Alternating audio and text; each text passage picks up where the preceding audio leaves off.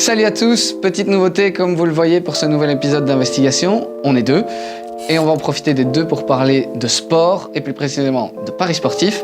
C'est parti. C'est parti.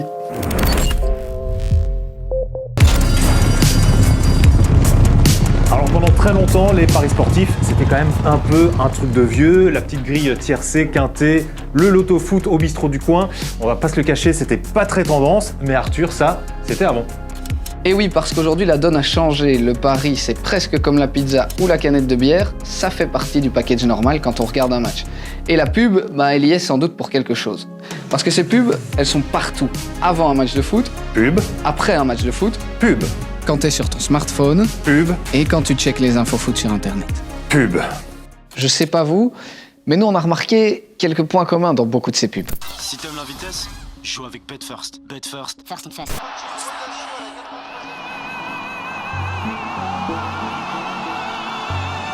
Winamax, grosse cote, gros gain, gros respect.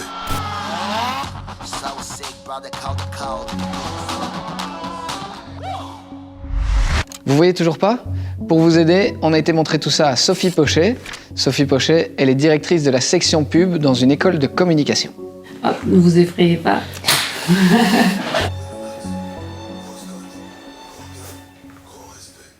Tout dans cette publicité, en fait, cible les jeunes, tant les lieux que le vocabulaire, que les codes des séries qu'ils peuvent regarder, que les fringues, c'est des hoodies, c'est des baskets. Même les valeurs qui sont représentées sont des valeurs typiquement des limites 14 ans, c'est-à-dire 14-18, c'est le respect. On est vraiment extrêmement là-dedans. Avec les pubs, le message il est clair, parier, c'est être dans le coup. Et ça, c'est François Mertens qui nous le dit. Il est psy et travaille justement dans un centre qui traite des addictions. On appelle le FOMO, c'est-à-dire le Fear of Missing Out, c'est-à-dire que les jeunes ont peur de rater une tendance. Les jeunes, quelque part, sont... L'image qu'on leur renvoie, c'est les paris sportifs, c'est normal, c'est fun.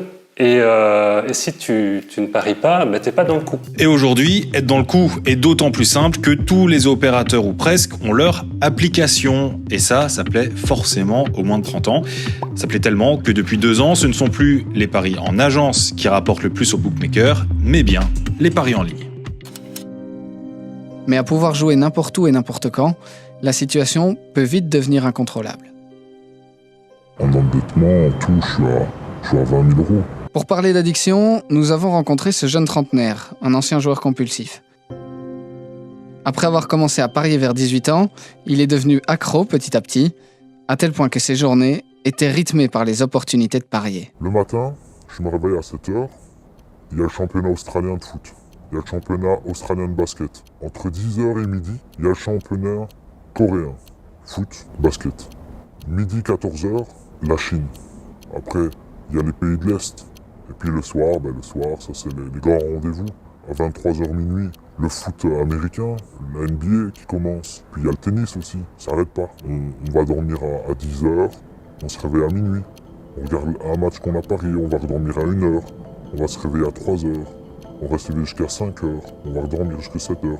Et tout ça, il fallait aussi que j'assume ma vie professionnelle, ma vie privée, ma vie de famille. Dans un dernier rapport publié par la Commission des jeux de hasard, on apprend que 1/3 des joueurs en ligne aujourd'hui est âgé de moins de 25 ans. Donc il y a une nouvelle cible, les jeunes, et ça fonctionne très très bien. D'ailleurs, en l'espace de 3 ans, le nombre de joueurs en ligne, à la fois pour les paris sportifs mais aussi pour les casinos, a plus que doublé. Il est passé de 65 000 à 135 000 par jour. Les joueurs sont même parfois très, voire trop jeunes. Selon une étude flamande, 10% des élèves du secondaire ont déjà parié une fois dans leur vie. Et alors pourquoi ça peut poser problème ? Plus une personne est jeune, plus elle risque de développer une addiction. Alors ça c'est vrai pour l'alcool, c'est vrai pour les drogues, mais c'est aussi vrai pour les jeux de hasard et donc pour les paris sportifs. Nous sommes majeurs à 18 ans, mais notre cerveau, lui, il n'est pas au courant que nous sommes majeurs à 18 ans. Il lui faut beaucoup plus d'années pour se développer. Et donc le jeune est plus impulsif, a plus de mal à pouvoir gérer cette impulsivité et donc quelque part va être plus vite tenté à miser, à jouer et avoir plus de mal à se retenir. Quand on est accro, vous savez, c'est un clic. C'est quoi 1 000 euros? C'est quoi 2 000? C'est pas grave. Quand on a les moyens, on perd 2000, ben j'en remets 2000. Si je repère, ben j'en remettrai 4000. Et ainsi de suite. Notre témoin, en fait, il a été victime de ce qu'on appelle l'illusion de contrôle. Alors c'est quoi l'illusion de contrôle? Eh bien c'est de donner l'impression de pouvoir maîtriser quelque chose qui, objectivement, n'est pas du tout maîtrisable. Typiquement, le résultat d'un match de foot ou d'une course de vélo. Il y a des études qui ont été faites qui mettent en avant que si vous n'y connaissez strictement rien au football, ou si vous êtes un journaliste sportif, vous faites tous les deux vos pronostics et vous verrez qu'il n'y a pas de différence significative entre les deux. Et pourtant, les pubs nous disent tout l'inverse. Selon elles, bien connaître un sport, Pareil, tu vas la mettre, mec. Ouais, c'est dedans. c'est quasi l'assurance de gagner. Je recadrerai l'équipe, je leur apportais ma science du jeu. Non, attends. Ça vend du rêve et on est à milieu de la publicité actuelle qui se veut responsable. Dans un discours vrai, ici, on gomme toute la réalité du produit et qui devrait montrer la transaction, qui devrait montrer on ne gagne pas tant que ça. Il y a quand même une chose qu'il faut reconnaître lorsqu'on parle de publicité sur les paris sportifs, c'est que la réglementation est, chez nous en Belgique, bien plus stricte qu'elle peut l'être ailleurs, en France par exemple, puisque chez nous, depuis 2018, il y a carrément un arrêté royal qui fixe certaines règles. Il y a des règles au niveau du timing, pas de publicité pour les paris sportifs avant 20h, sauf s'il y a une compétition sportive, mais précision importante, on ne peut pas non plus diffuser de publicité pour les paris pendant cette compétition, c'est-à-dire pas de pub à la mi-temps d'un match de foot, par exemple. Avant et après, c'est oui. Pendant, c'est non. Et puis, il y a pas mal de règles sur le contenu de ces publicités. Des choses, en fait, qu'on ne peut pas faire. Comme s'adresser aux mineurs, exagérer les chances des gains, faire l'éloge des joueurs ou critiquer ceux qui ne jouent pas. Sous-entendre aussi que jouer permettra un jour de rembourser des factures ou des dettes, etc., etc. C'est pour ça que les pubs françaises comme celle-ci, ou encore celle-là, elles sont interdites en Belgique. Winamax, grosse cote, gros gain, gros respect. Mais le problème, comme on a accès aux chaînes françaises, c'est que ces pubs beaucoup plus agressives, eh bien on les voit quand même. Et puis, même en Belgique, on est encore loin d'être parfait. Tout n'est pas encore réglé et personnellement, je trouve qu'il y a encore des excès, tant en termes de quantité de publicité omniprésente, par exemple dans la rue, dans des lieux publics comme des gares ou des endroits pareils. On vous présente Magali Clavy. Elle est magistrate et depuis 2020, elle est aussi présidente de la commission des jeux de hasard. C'est cette commission qui, en gros, vérifie que le secteur respecte bien les lois. On se rend compte qu'il y a une liste d'interdits et que les opérateurs peuvent éventuellement essayer de contourner cette liste. Et moi, je suis contre une liste stricte d'interdits parce que je pense qu'il y a toujours moyen de passer entre les mailles. Je suis convaincue, bien qu'étant magistrat, que le droit strict et bien délimité est insuffisant pour régler ce genre de problématiques. Et quel est le rôle des réseaux sociaux là-dedans ? Bon, on l'a suffisamment répété, il y a un vrai engouement de la part des moins de 30 ans pour les paris sportifs, et cet engouement, parfois, se transforme carrément en métier. Et oui, on peut devenir parieur professionnel. Alors certains de ces parieurs professionnels partagent parfois leurs trucs et astuces sur les réseaux sociaux, et on les appelle des tipsters. Alors on a justement pris contact avec Antoine. Antoine, dans sa vie d'avant, était trader pour une société de paris sportifs, c'est-à-dire que c'est lui, entre autres, qui décidait des cotes de tel ou tel match. Aujourd'hui, Antoine est parieur à temps plein, et évidemment, son passé de trader sportif l'aide beaucoup. Je suis passionné de sport depuis tout petit, j'ai toujours été à l'aise avec les maths, j'ai été trader, donc c'est un parcours qui a fait que tout s'est goupillé pour que ça me permette d'en arriver là. Mais grosso modo, quelqu'un de lambda, de toute façon, qui n'a pas été trader, c'est très compliqué d'arriver à en vivre. Antoine nous a expliqué comment il gagne sa vie. D'une part, il y a les commissions. Ça, c'est ce qu'il touche à chaque fois qu'un de ses followers s'inscrit sur un des sites dont il est partenaire.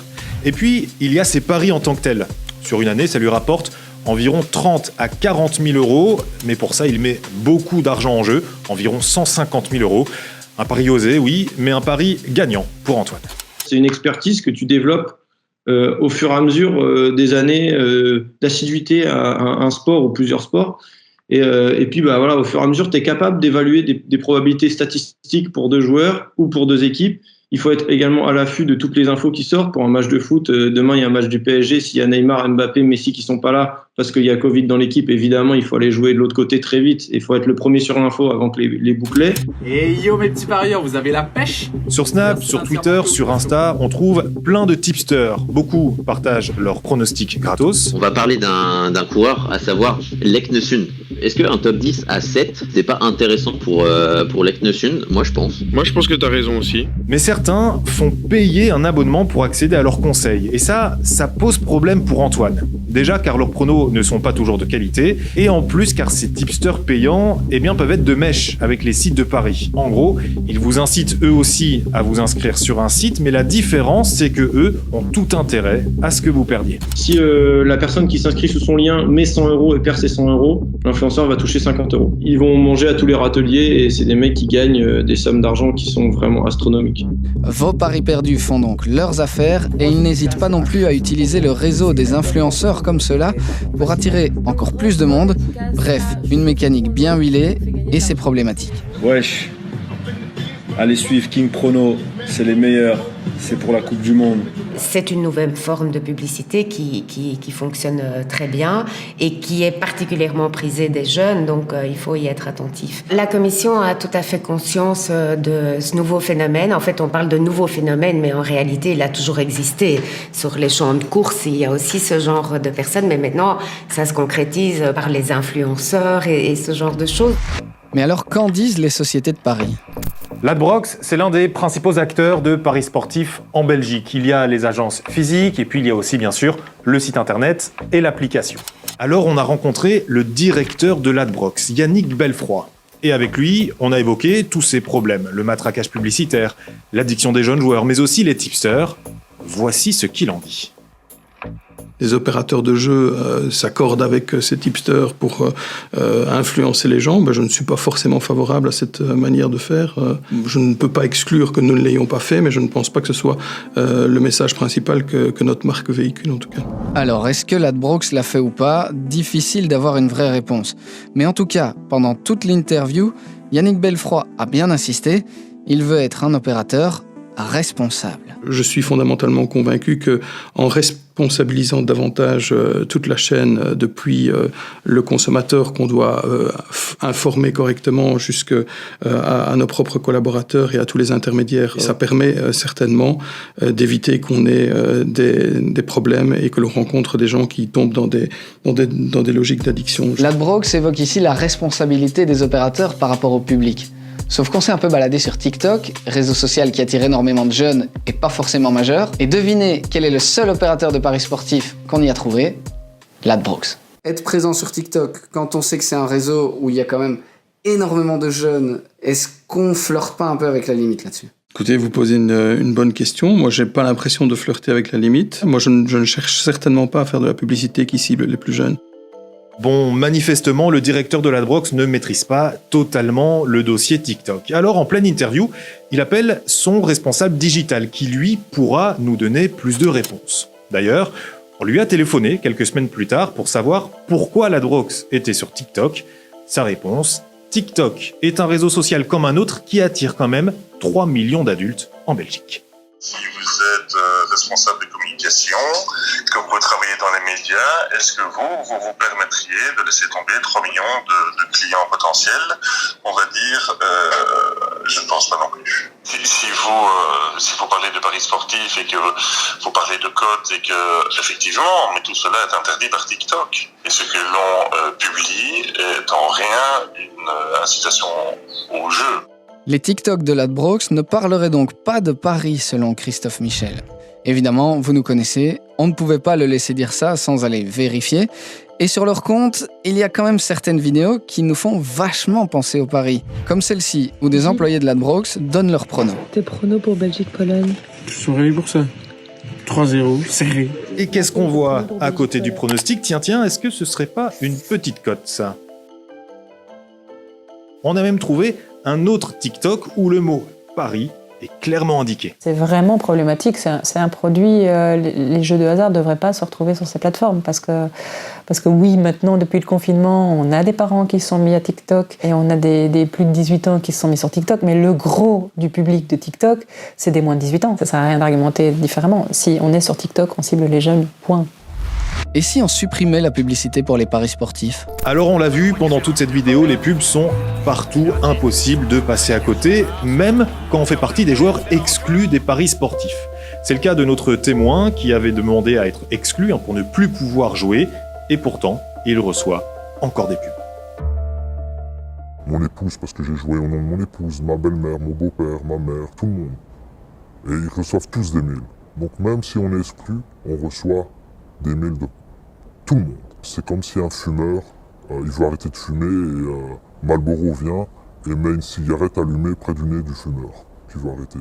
C'est la même chose, c'est le même problème. Au niveau politique, un projet de loi a été déposé par le gouvernement belge. L'objectif, c'est de restreindre très fortement la publicité pour les paris sportifs.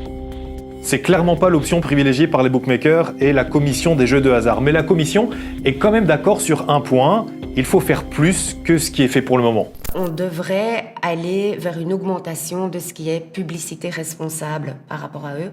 Et on pourrait même arriver à ce qu'on ait par exemple 50% du message publicitaire qui soit centré sur le jeu responsable. Je ne pense pas que ce soit fort vendeur auprès des opérateurs, mais leur parler par exemple de la perte moyenne dans un jeu.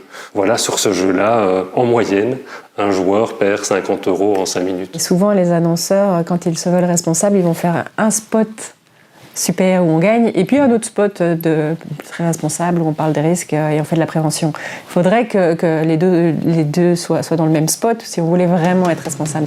Alors on a décidé de se prendre au jeu et de faire le test. À quoi ressemblerait une pub qui ferait à la fois de la promo et de la prévention ? Et c'est d'ailleurs avec cette pub qu'on va se quitter. On vous met plusieurs liens en description si ça vous intéresse pour aller plus loin que cette vidéo. Et nous on vous dit à la prochaine. Ciao. Un smash, un poteau, une attaque. Ton cœur s'emballe. Arrête de mater le sport. Vis-le. Fais jouer ta science sur PigeonBet. En un clic sur PigeonBet, tout peut arriver. Tu peux devenir le king du quartier. Ou alors, tu peux perdre, réessayer, reperdre et t'enfoncer dans l'addiction. Chez PigeonBet, 95% des paris sont perdants. PigeonBet, tout le monde peut gagner. Surtout nous.